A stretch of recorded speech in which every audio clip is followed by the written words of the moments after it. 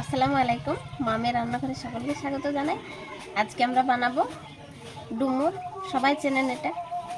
ডুমুরের কোফতা বানাবো আজকে। কোনো গ্রেভির সঙ্গে নয়, আজকে শুকনো শুকনো কোফতা বানাবো। বড়াও বলতে পারেন ডুমুরের। তো সবাই দেখতে থাকুন কিভাবে বানাচ্ছি। খুবই সুস্বাদু হয় খেতে। ইভাও আমার সঙ্গে হাত মেলাবে, কাজে হেল্প করবে, তাই না ইভা? করবা? বলো হেল্প করবো। দেখি এবারে কথাটা বেরাইতে বলো হেল্প করবো। বাহ, সবাই দেখতে থাকুন আমরা কেমন করে রান্না করি। তো এই ডুমুরের ছড়ার সঙ্গে লেগে আছে, তো এইগুলো একটা একটা করে ছাড়িয়ে কেটে তারপরে ধুয়ে নিতে হবে। তো আমরা সেটা এখন করব। ইভা আর আমি ছাড়াবো একটা একটা করে। এভাবে জলে দিয়ে দেবো, আঠাটা যেন ধুয়ে যায় ভালোভাবে।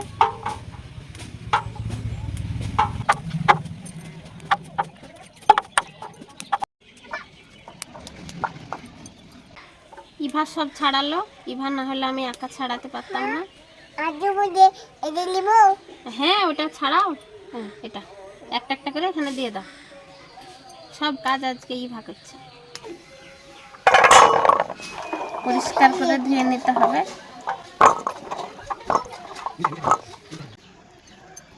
এইভাবে 4 টুকরো করে কেটে নিতে হবে যাতে সেদ্ধ করতে সুবিধা হয়। তো এইভাবে আমি সব ডুমুরগুলো কেটে নেব। এখানে জল দিয়ে দিতে হবে, না হলে এই যে ডুমুরের কালো কালো কষটা সব জায়গায় লেগে যাবে। এখানে জল দিয়ে দিলাম।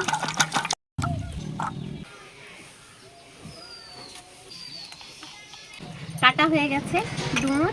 এবার ভালোভাবে আর দুবার ধুয়ে নেব।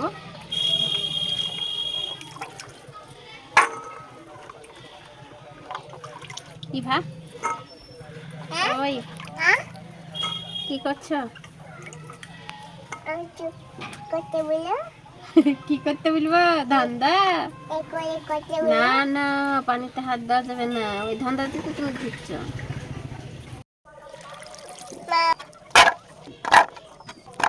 সব ডুমুর কেটে নিয়েছি এবং পরিষ্কার করে ধুয়েও নিয়েছি। 2-3 বার ধুয়ে নেবেন, তাহলে জিনিসটা দেখতেও ভালো হয়।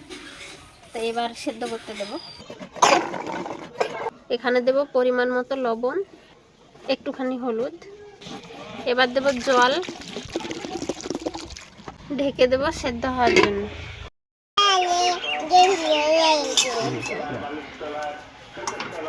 হয়ে গেছে সিদ্ধ, এবার নামিয়ে নেব। এবার তলায় যে জলটা আছে সে জলটা তো নেব না, এটা ফেলে দিতে হবে। তাই ছাকনা দিয়ে ছেঁকে ছেঁকে তুলে নেব।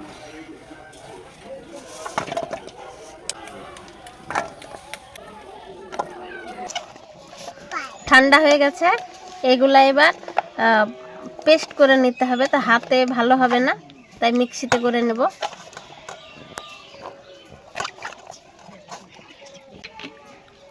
হালকা একটু জল দিতে হবে।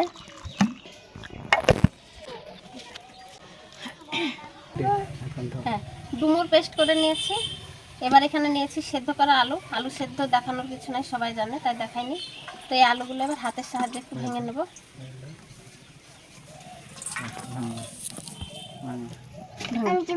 হ্যাঁ হ্যাঁ, ভাঙা।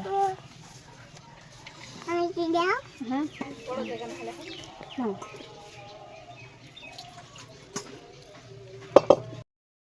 হয়ে গেছে। এইভাবে ভেঙে নিলেই হবে। ব্যাস, কড়াই গরম হয়ে গেছে। এবার এখানে দেব তেল, ফোড়নে দেব কালো জিরে আর কিছু গোটা জিরে। এবার দেব পেঁয়াজ কুচি, রসুন কুচি আর দেব লঙ্কা কুচি।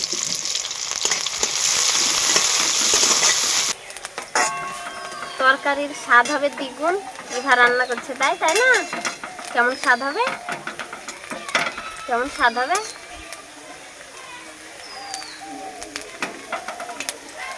এবার আমাকে দাও।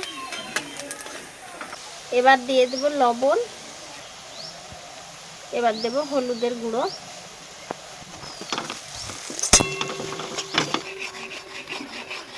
একটা মাম দাও।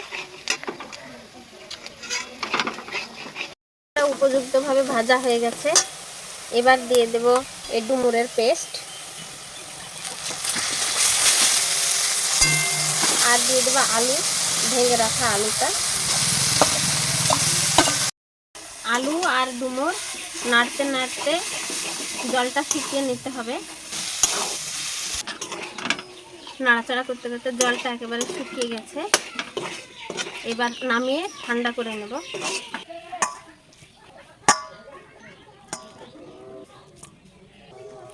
ঠান্ডা হয়ে গেছে। এবার হাতের সাহায্যে একটু চেপে চেপে সেনে নেব। তারপরে কোপ্তার আকারে একটা শেপ দিয়ে ভেজে নিতে হবে। তো ঠান্ডা হয়ে গেছে এখানে।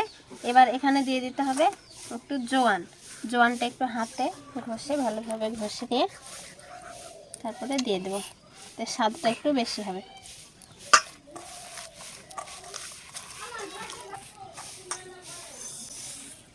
খাও কি আই কি খাবা? আই এবার একটু করে মিশ্রণ নিয়ে এইভাবে গোল গোল করে গড়ে নিতে হবে।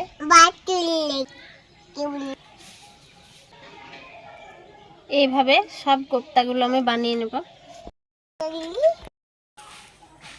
হয়ে গেছে। এইভাবে সবগুলো আমি কোপ্তা আকারে বানিয়ে নিয়েছি। এবার ভেজে নিলেই হয়ে যাবে।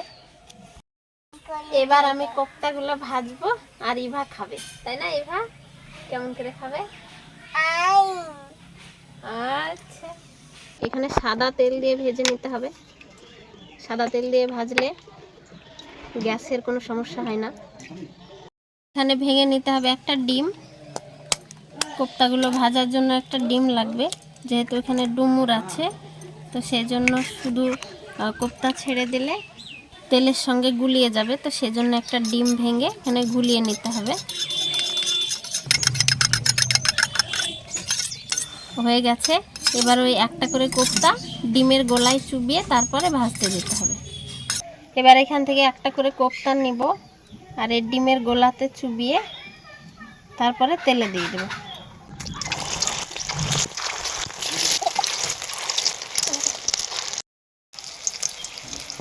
এবারে এইগুলো এই পিঠ উল্টে দেব।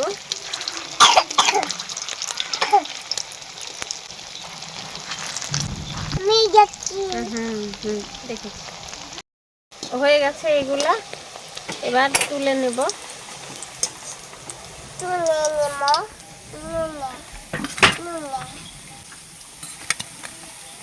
বাকিগুলো ওইভাবে ভেজে নেব।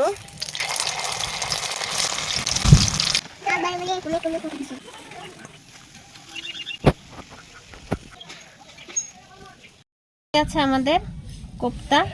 সব কোপ্তাগুলো আমরা ভেজে নিয়েছি। এবার টেস্ট করে দেখার পালা। দেখুন খুব সুন্দর হয়েছে। এবার টেস্ট করে দেখব কেমন হয়েছে। ইভা একবার প্রথমে টেস্ট করবে। বিসমিল্লাহ বলো।